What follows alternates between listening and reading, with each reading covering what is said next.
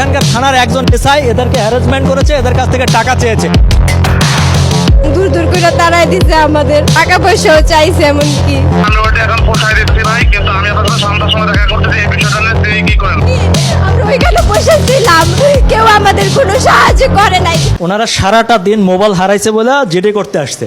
কালকে সকাল থেকে রাত পর্যন্ত ছিল, এই আজকেও ছিল। এই 2 দিনে একটা জিডি কেন হলো না থানায়? আমার কাছে আসেনি তো, আমার কাছে আসছে না আপু বলেন। তো আমরা তো ছিলাম না, তো আমার কাছে আসছে। এসআই হাসিবুল কে, উনি আছে? হ্যাঁ, ওনার নাম্বারটা একটু আমাকে দেন। মানে একটা শোনেন আপা, একজন প্রতিবন্ধী না, সে যদি এখানে সেবা না পায়, এটা তো হওয়া উচিত না। অনেক স্যারেদেরকে বলছি, স্যার আমার এই মেয়ে জামাটা, কোনো পুলিশ আপনার কথা শোনেনি? কোনো পুলিশ আমার কথা। আচ্ছা, ওসি সাহেব কে আছে? ওসি সাহেব আছে?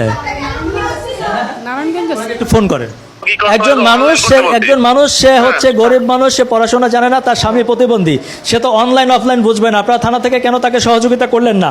মাননীয় প্রধানমন্ত্রীর নির্দেশ আছে যে প্রতিবন্ধীদেরকে সর্বোচ্চ প্রায়োরিটি দিতে হবে, যে কোনো জায়গায় তাদের যাতে প্রতিবন্ধকতা না হয়, তাদের কাজ সবার আগে হবে। মাননীয় প্রধানমন্ত্রী এটা বলার পরেও সেই নির্দেশ আপনারা কেন বাস্তবায়ন করলেন না?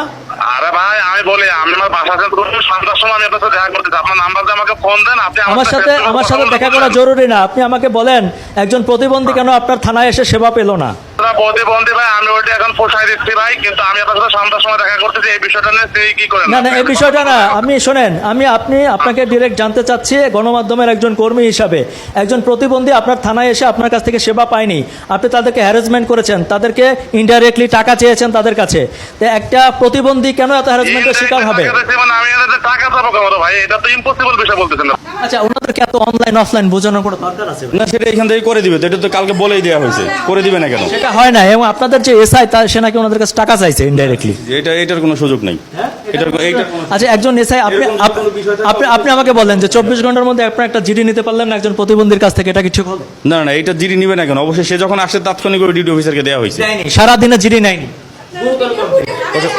ওর সাথে কথা বলছো? এই যে হ্যারাসমেন্টের শিকার হলো একটা প্রতিবন্ধী, এটাই তো ব্যবস্থা নেওয়া হবে। এখানে যদি তার কোনো গাফিলতি থাকে অবশ্যই ব্যবস্থা নেওয়া হবে, এবং এখানে ডিউটি অফিসার 24 ঘন্টা সিসি ক্যামেরার আওতায়।